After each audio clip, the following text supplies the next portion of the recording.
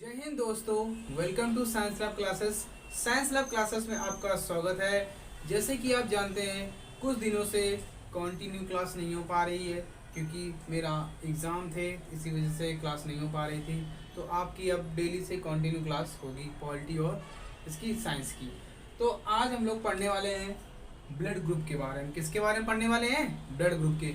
मैंने आप लोगों को नेक्स्ट क्लास में, अगली क्लास में क्या खत्म कर दिया था? ह्यूमन ब्लड को खत्म कर दिया था। ठीक, किसको खत्म कर दिया था? ह्यूमन ब्लड को। अब हमें यहाँ एक छोटा सा टॉपिक पढ़ना है इसके बारे में, ब्लड ग्रुप। क्योंकि कभी कभी होता क्या है, एसएससी वगैरह में या ग्रुप 2 में एक क्वेश्चन पूछ ही लिया जाएगा। तो आज हम इन लोगों को अच्छे से पढ़ेंगे। तो सबसे पहले जो बात आती है ब्लड ग्रुप की, किसकी? Human blood group. तो ये किसके अंतर्गत आता है, कौन सा सिस्टम होता है? देखो, जो ह्यूमन ब्लड ग्रुप होता है वो एबीओ सिस्टम के अंतर्गत आता है। किसके अंतर्गत आता है? ABO system. अगर आपसे पूछा जाए कि वह कौन से सिस्टम के अंतर्गत आता है, ब्लड ग्रुप तो आप लोगों ने पढ़ा होगा, ए, बी और ओ। तीन प्रकार के तो होते हैं, ठीक, सॉरी 3 टाइप के होते हैं, ठीक। तो इन्हें हम लोग क्या बोलते हैं? एबीओ सिस्टम के अंतर्गत आता है। किसके अंतर्गत आता है? एबीओ सिस्टम के अंतर्गत आता है। मगर देखने में ये क्या होते हैं? 8 होते हैं। कितने होते हैं? 8 होते हैं। कितने होते हैं? 8 होते हैं। मगर अगर आपसे पूछा जाए ओवरऑल, ठीक है, ओवरऑल इसमें कितने सिस्टम आते हैं? ओवरऑल इसमें कितने सिस्टम आते हैं? 55 सिस्टम। कितने सिस्टम? यानी कि इनको कोई गिनती ही नहीं है। मगर हम लोग पढ़ते हैं सिर्फ 3 के बारे में पढ़ते हैं। किसके बारे में पढ़ना है? 3 के बारे में पढ़ना है। अब बात आती है कि इनके फादर कौन है, किसने इसको खोजा था, ठीक है, ब्लड ग्रुप को किसने खोजा था? तो कार्ल लैंडस्टीनर। किसने खोजा था? अगर आपसे पूछा जाए फादर ऑफ, अब इनके क्या पूछा जाए? फादर। इनके फादर कौन होंगे भाई? ठीक है, क्या होंगे? फादर। तो कार्ल, ये भी आ चुका है पेपर में, एसएससी के एग्जाम में पूछा भी गया। Karl Landsteiner. किसने वो खोजा था? कार्ल लैंडस्टीनर ने इसे खोजा था। अब इसके बाद जब इसे खोजा था तो इसके लिए भी उन्हें नोबेल पुरस्कार भी दिया गया था। क्या दिया गया था? नोबेल पुरस्कार दिया गया था। तो इसकी खोज कब हुई थी? सबसे पहले इसकी डिस्कवरी कब हुई थी? ठीक है, इसकी डिस्कवरी कब हुई थी? इसकी डिस्कवरी हुई थी 1900 में। किसमें होती? 1900 में होती। और इसके कुछ दिन बाद, 30 साल बाद, इनको क्या मिला था? 30 साल यानी कि 1930 ईस्वी में। किस कब? 1930 ईस्वी में इसके लिए मिला था नोबेल प्राइज मिला था। क्या मिला था? नोबेल प्राइज मिला था। बात समझ में आ रही है? तो यहाँ पे मैंने अभी क्या बताया, जो ब्लड ग्रुप होता है वो एबीओ सिस्टम के अंतर्गत आता है। और यहाँ पे 55 सिस्टम होते हैं। कितने सिस्टम होते हैं? 55 सिस्टम होते हैं। और अगर आपसे पूछा जाए कि फादर कौन थे इसके? इसके फादर थे कार्ल लैंडस्टीनर थे। और इसकी खोज कब हुई थी? 1900 में हुई थी। और इसके बाद कुछ दिनों बाद, यानी 30 साल बाद, इन्हें क्या मिला था? नोबेल प्राइज मिला था। 30 साल बाद मिला था। ठीक, क्या मिला था? नोबेल पुरस्कार। तो अब एक क्वेश्चन और बनता है। अब यहाँ पे ए बी ओ सिस्टम है, ठीक है। अब यहाँ पे अगर पूछा जाए ए और बी, यानी कि ए बी की खोज किसने की, यानी ए बी ब्लड ग्रुप की खोज किसने की? डक्टिलियो और स्ट्रुली ने की। किसने की थी? डक्टिलियो। तो अगर आपसे पूछा जाए कि जो ए बी ब्लड ग्रुप है, ठीक है, ए बी ब्लड ग्रुप, इसकी खोज किसने की, इसकी डिस्कवरी किसने किया? तो डक्टिलियो, ठीक है, डक्टिलियो ने किया। डक्टिलियो एंड किसने? स्ट्रुली ने। किसने किया? और कब किया था? 1902 में। क्या किया था? 1902 में किया था। डक्टिलियो एंड स्ट्रुली ने क्या किया था? एबी सिस्टम यानी एबी ब्लड ग्रुप की क्या की थी? खोज की थी, डिस्कवरी की थी। तो ये था थोड़ा सा बेसिक जो पेपर में पूछा जा सकता है। तो इनको आप अच्छे से समझ गए होंगे। मैंने बताया आपको 55 सिस्टम होते हैं, फादर कार्ल लैंडस्टीनर होते हैं, और डिस्कवरी 1900 में हो गई थी और 1930 में नोबेल प्राइज मिल गया था इनको, ठीक है। और एबी सिस्टम की खोज किसने की? डक्टिलियो एंड स्ट्रुली ने की थी। तो इतनी बात आपको क्लियर हो गई। अब जो मोस्ट इंपॉर्टेंट बात हम लोगों को पढ़ना है, लोग ये नहीं समझ पाते हैं एंटीजन और एंटीबॉडी के बारे में। आज हम आपको पढ़ाएंगे कि एंटीजन और एंटीबॉडी को हम लोग कैसे पहचानेंगे, ठीक है, कि इसको बोलते हैं क्या, कैसे, कहाँ से आता है, ठीक। तो हम लोग ध्यान से देखते हैं इनको। तो देखो,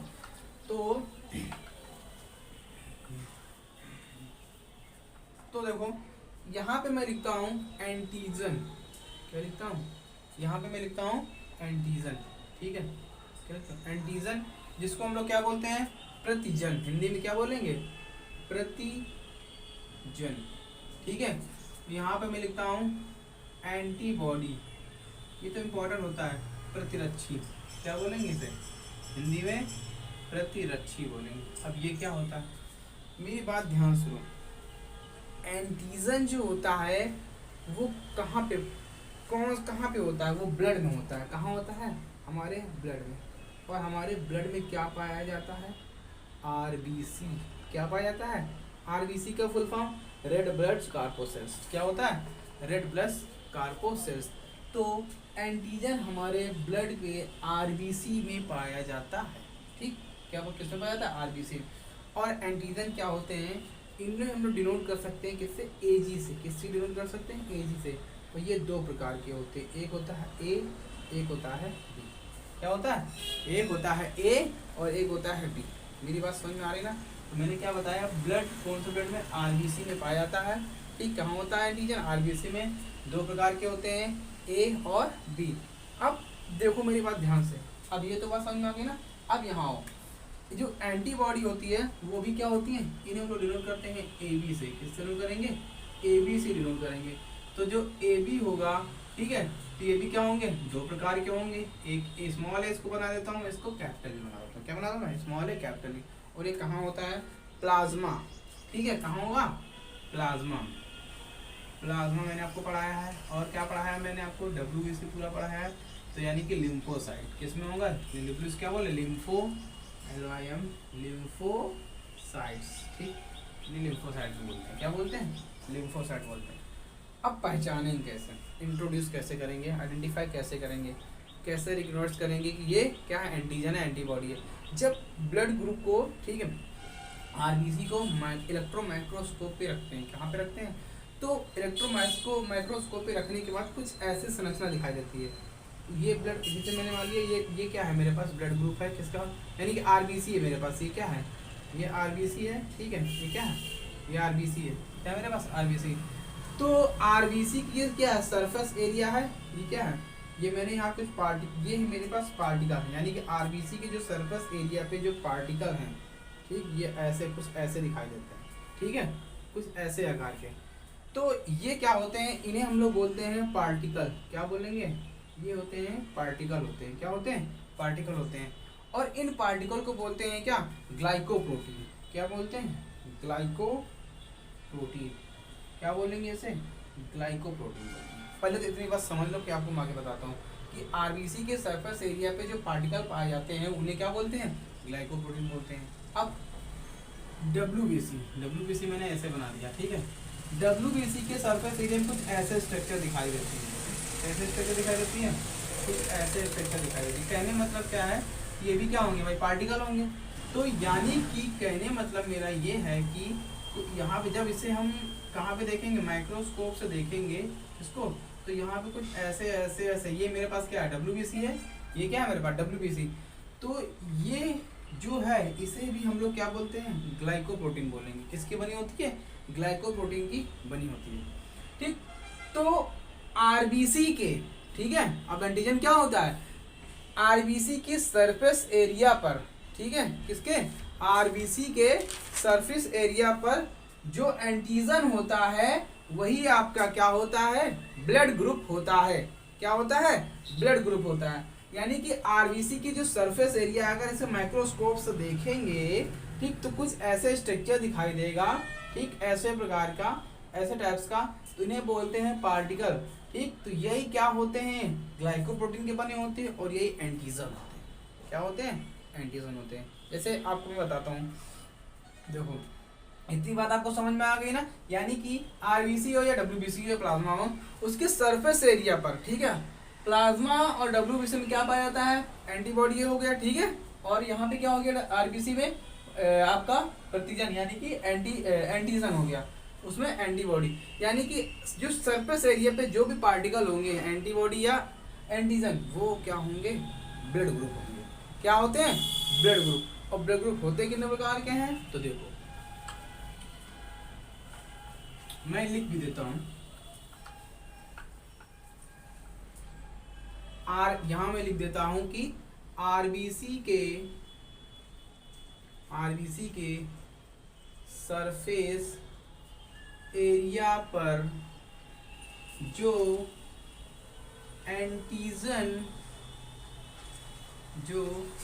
एंटीजन होता है वो क्या कहलाता है? ब्लड ग्रुप कहलाता है। अगर आपसे पूछा जाए ब्लड ग्रुप कहलाता है, ठीक है, क्या कहलाता है? ब्लड ग्रुप कहलाता है। अब देखो ये हमारा ब्लड ग्रुप है, क्या है मेरे पास? ये ब्लड ग्रुप है, और यहाँ पे ये क्या है? एंटीजन है। सरफेस एरिया है ना, ये क्या है? एंटीजन है मेरे पास, क्या? एंटीजन। अब ब्लड ग्रुप कितने प्रकार के होते हैं देखो हम बनाते हैं। तो ब्लड ग्रुप होते हैं ए बी, क्या होंगे? ए बी ब्लड ग्रुप और ए बी ब्लड ग्रुप और ओ ब्लड ग्रुप। 4 प्रकार के। कितने प्रकार के? 4 प्रकार। ये किसके लिए है? ये है एंटीजन के लिए। अगर हम बात करते हैं किसके लिए? एंटीबॉडी के लिए, तो यहाँ पे केवल क्या कर दो? स्मॉल कर दो, ए बी क्या हो जाएगा? ए बी और ए कॉमा बी हो जाएगा। ये किसके लिए हो गया? एंटीबॉडी के लिए। किसके लिए हो गया? अब आपको समझ में आ गया ना एंटीबॉडी एंटीजन क्या होता है? तो आरबीसी या डब्ल्यूबीसी प्लाज्मा के सरफेस एरिया पर जो भी पार्टिकल पाए जाएंगे, ठीक है, जो भी पार्टिकल होंगे वो आपके क्या होते हैं? ब्लड ग्रुप होता है। क्या होता है? ब्लड ग्रुप होता है। इतनी सी बात आपको समझ में आ गई, क्योंकि क्वेश्चन में पूछा भी गया है, ठीक है, कि जो आरबीसी के सरफेस एरिया में जो एंटीजन पाए जाते हैं उन्हें क्या बोलते हैं। ठीक, तो अब हम लोग पढ़ेंगे आगे। इसके बाद पढ़ेंगे किसके बारे में? पढ़ेंगे कि जो कि कौन डोनर होता है, ठीक, कौन रिसीवर होता है, ठीक। तो इनके बारे में हम लोग को अच्छे से पढ़ना है। तो इनके लिए एक टेबल बनाएंगे हम लोग। क्या बनाएंगे? एक टेबल बनाएंगे, और टेबल की सहायता से ही समझेंगे उसको, ठीक। तो देखो टेबल हम लोग बनाते हैं। अब देखो ये रहा आपका टेबल, ठीक, ब्लड ग्रुप का टेबल। इसको कैसे समझेंगे? इसको समझना ही दिमाग की काम है, ठीक। देखो मेरी बात सुनो ध्यान से। तो ये ब्लड ग्रुप, ये एंटीजन और एंटीबॉडी, डोनेट, ठीक है, डोनर यानी कि, और ये है रिसीवर। क्या है ये? रिसीवर। अब मेरी बात सुनना, अगर किसी का ब्लड ग्रुप ए है, क्या है मेरे पास? अगर किसी के पास ब्लड ग्रुप ए है, ठीक, क्या है? ब्लड ग्रुप ए है, तो उसके पास एंटीजन भी क्या होगा? ए होगा। एंटीजन क्या होगा? एंटीजन क्या होगा? ए होगा। उसकी आरबीसी में एंटीजन ए तो होगा ही होगा, ठीक। और एंटीबॉडी क्या होगा? उसके पास बी होगा। क्या होगा? एंटीबॉडी। इसको याद करने वाला, ये सब याद करने वाला काम है। तो एंटीजन ए होगा उसके पास, एंटीबॉडी क्या होगा? बी होगा। अगर एंटीजन ए है, एंटीबॉडी स्मॉल बी है, तो इसका मतलब क्या है कि वो क्या कर सकता है? डोनेट कर सकता है। किसको? क्या कर सकता है? वो डोनेट कर सकता है ए और ए बी को, ठीक। किसको डोनेट करता है? अगर जिसका ब्लड ग्रुप क्या है? ए और ए बी है, तो वो क्या कर सकता है? डोनेट कर सकता है। और रिसीव कर सकता है कि नहीं कर सकता? ए वाला तो हाँ, यस कर सकता है। ए वाला रिसीव कर सकता है और ओ वाले को रिसीव कर सकता है। तो ये था किसके बारे में? ब्लड ग्रुप ए के बारे में। अब देखो बी वाला क्या होता है? बी वाला जो होता है उसके पास भी एंटीजन बी होगा और एंटीबॉडी क्या होगा? स्मॉल ए होगा। और वो क्या कर सकता है?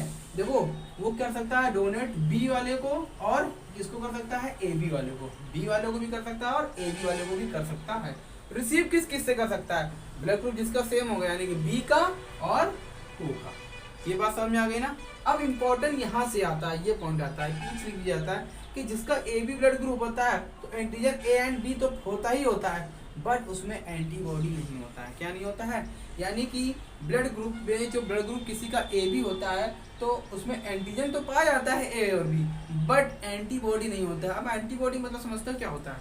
एंटीबॉडी मतलब ये होता है जिसके ये नहीं होता है, तो बहुत सारी बीमारियां भी होती हैं, इसके बाद अगली बात बताएंगे, ठीक है। एर्थ्रोसाइट्स होता है, बताऊंगा।